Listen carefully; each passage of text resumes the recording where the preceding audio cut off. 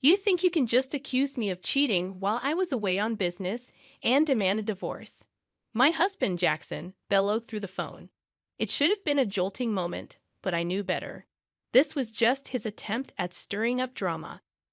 I already sold it. And you know what? I could practically feel his emotions quivering on the other end.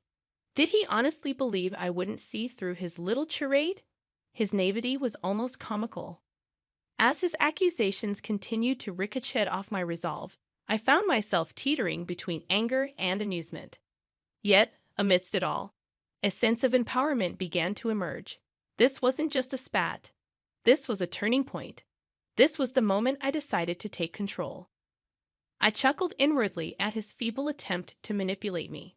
And then, as if the universe had aligned, a realization dawned on me. It was my turn to play. I'm Olivia, a 28-year-old working mom.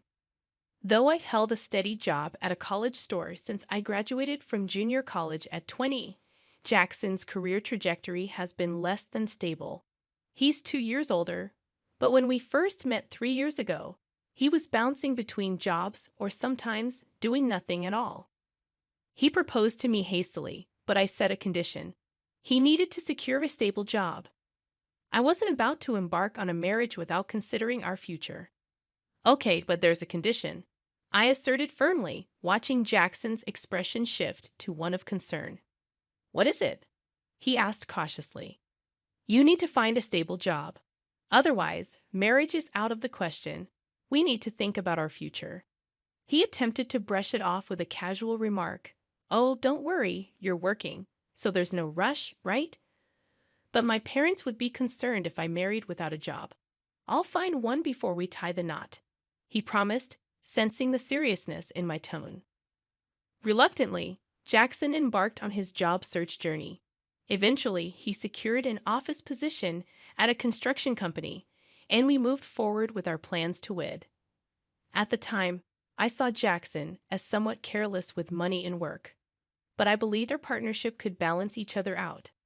I thought I could guide him towards financial responsibility, and he would complement my strengths. Little did I know, our challenges were just beginning. About a year into our marriage, as we were exploring the idea of buying a house, Jackson revealed a troubling obstacle. I might not qualify for a loan, he confessed casually. I was taken aback. What do you mean? I pressed for an explanation. He shrugged. Because I haven't been at my job long enough, I might need a guarantor for the loan. The only option would be my dad, but he's dealing with some serious gambling debts. He probably wouldn't be able to help. Why didn't you tell me this earlier? I was dumbfounded, especially with the contract and the real estate agent right in front of us. But Jackson, appearing unfazed, nonchalantly remarked, If we put the house in your name, it'll be fine, right?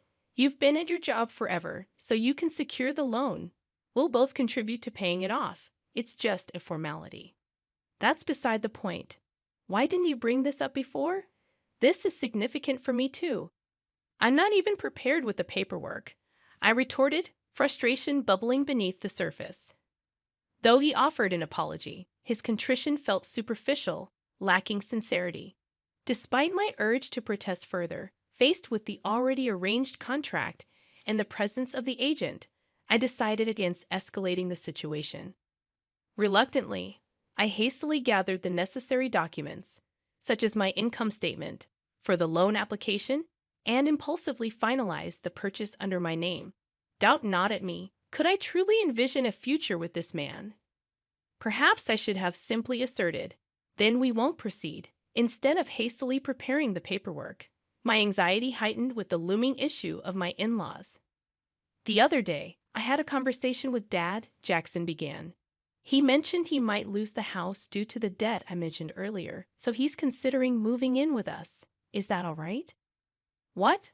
Why would you even entertain that idea? I reacted swiftly, but Jackson merely shrugged it off. Well, he's facing difficulties. My brother is single, but he's working abroad.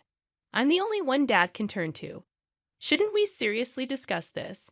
Maybe he can stay temporarily until he finds a place, but committing to living with us permanently is a major decision. Jackson scowled. You just don't want him to stay, do you? If he moves in, we can divide the living expenses. You're always going on about money. You mean the money you never contribute? You promised we'd split the mortgage, but it's only coming out of my paycheck. You haven't given your share. In marriage, finances are shared. It's not just your money, it's ours. It's deducted from your account because the house is in your name. Stop being so self-centered, I exclaimed, frustration evident in my tone. But Jackson simply muttered, I hate discussing money, before storming out of the room. Such disputes became a regular occurrence. Every time, Jackson would brush off my concerns and eventually retreat. No resolution was ever reached. However, Jackson wasn't entirely inactive regarding his family's predicament. As part of his role in construction site administration, he frequently dealt with real estate contracts. He often consulted a specific agency on how to secure the best price for selling his family's home and the necessary procedures involved. I overheard these discussions repeatedly, finding solace in the fact that I wasn't alone in contemplating this matter. Yet the prospect of my in-laws moving in with us post-sale, as if it were a foregone conclusion, continued to unsettle me. Jackson began attending meetings with real estate agents and my in-laws without involving me, and he started spending more weekends away from home. Eventually, he embarked on a lengthy business trip lasting several months, necessitated by the distance of the construction site he was overseeing. It wasn't apparent to me then, but the seeds of our power struggle had already been sown. A few days after Jackson departed for his trip, I decided to treat myself to tea after a shopping excursion. Hello, the man who greeted me seemed familiar. Memories flooded back, recalling him as someone Jackson had once brought home. He worked at a real estate company, a young employee named Samuel, according to Jackson. Samuel had been with the company for less than a year. Ah, yes, I remember you. You visited our house before, right? Yes, I apologize for dropping by unannounced and even joining for a meal. My apologies. No need to worry. I should have been more welcoming. We ended up sharing tea together. Samuel was affable and appeared more level-headed than Jackson, despite his youth. As we conversed over tea, we found common ground and eventually bid each other farewell. At that moment, I couldn't fathom that this brief encounter would later be twisted into an accusation of infidelity. Yet that's precisely what happened when Jackson confronted me. You've been cheating on me while I was away, haven't you? We're getting a divorce. Give the house to my parents and leave, immediately. Jackson's accusation hit me like a sledgehammer. In that moment, I couldn't help but wonder if the rumors were true. Jackson had evidently been spreading falsehoods, fabricating a narrative of my infidelity to justify his desire for divorce. And the bearer of this false tale was none other than Samuel, the man Jackson unjustly accused me of having an affair with. He showed up at my doorstep the day after our tea. I apologize for the sudden visit yesterday. Jackson asked me to reach out to you. Samuel confessed as he stood at my doorway.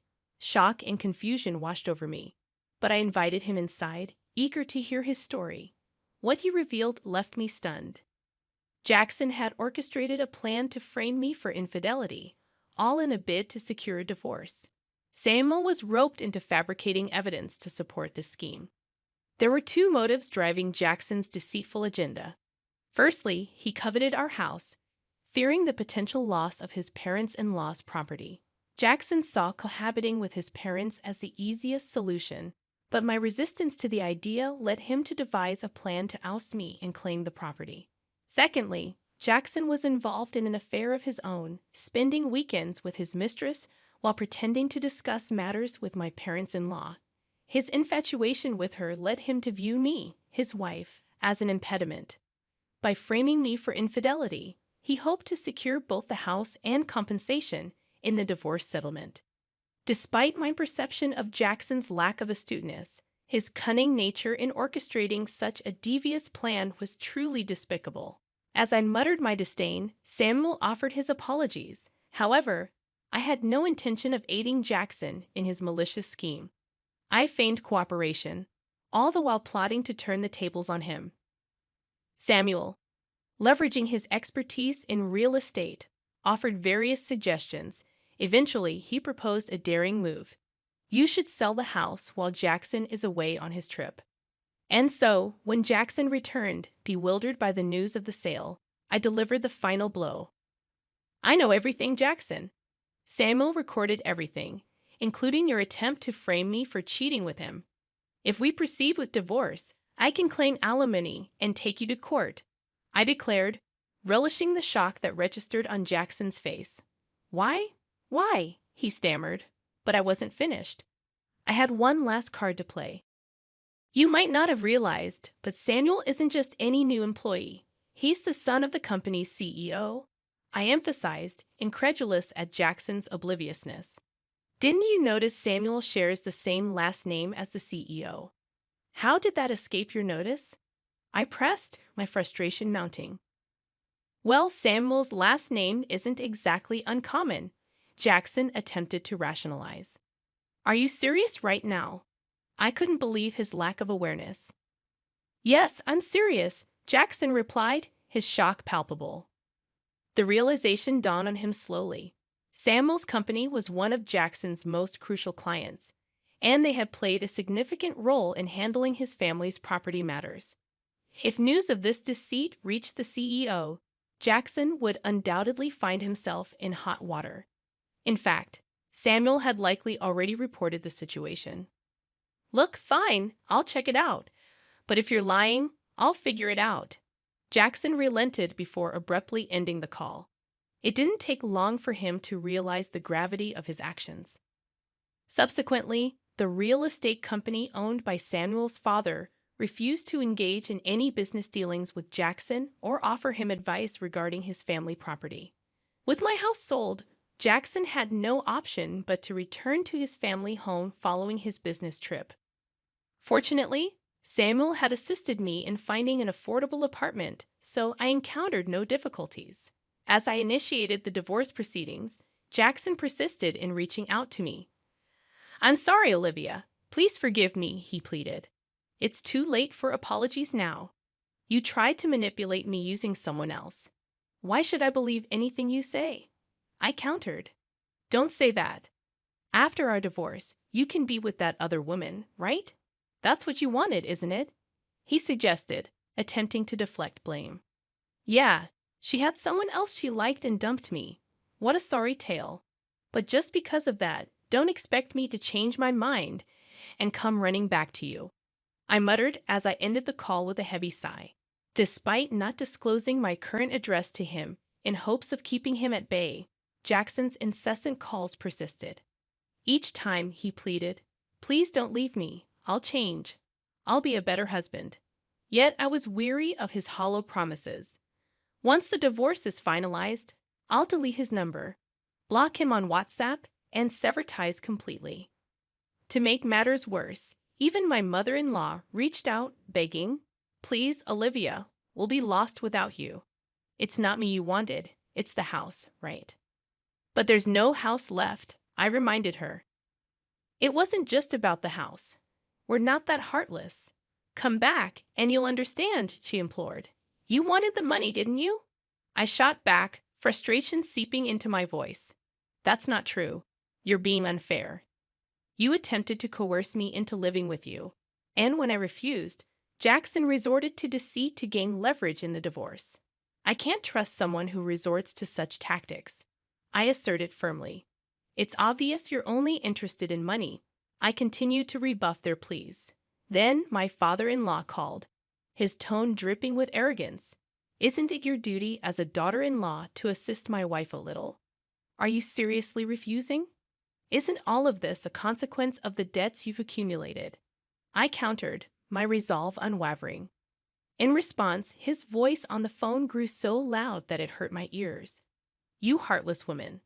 Abandoning your mother-in-law in her time of need and shifting blame onto her. I'll teach you a lesson, you wicked woman. With that, I ended the call, shaken but determined. Armed with the recorded audio, I sought counsel from my lawyer.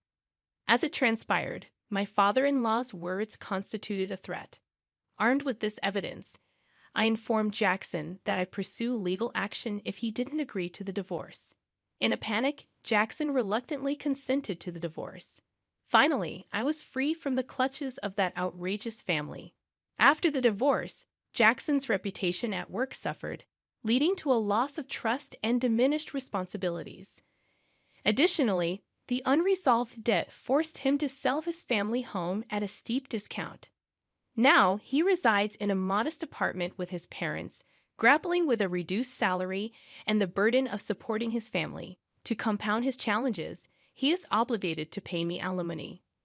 Learning about Jackson's struggles firsthand from Samuel, who remained a confidant, I discovered an opportunity to leverage my customer service skills from my previous role at a clothing store.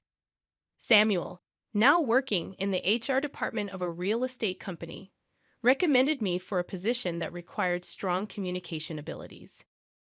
After careful consideration and discussions with Samuel, I accepted the offer and transitioned to the real estate company. Throughout this transition, Samuel and I maintained our close bond, which eventually blossomed into a romantic relationship. After a year of dating, we tied the knot, and I became the spouse of the future company president. Jackson likely never envisioned that the two individuals he attempted to falsely accuse of infidelity would ultimately find love and marry each other. Now surrounded by my supportive new family, including my in-laws, I look forward to building a beautiful life together with Samuel.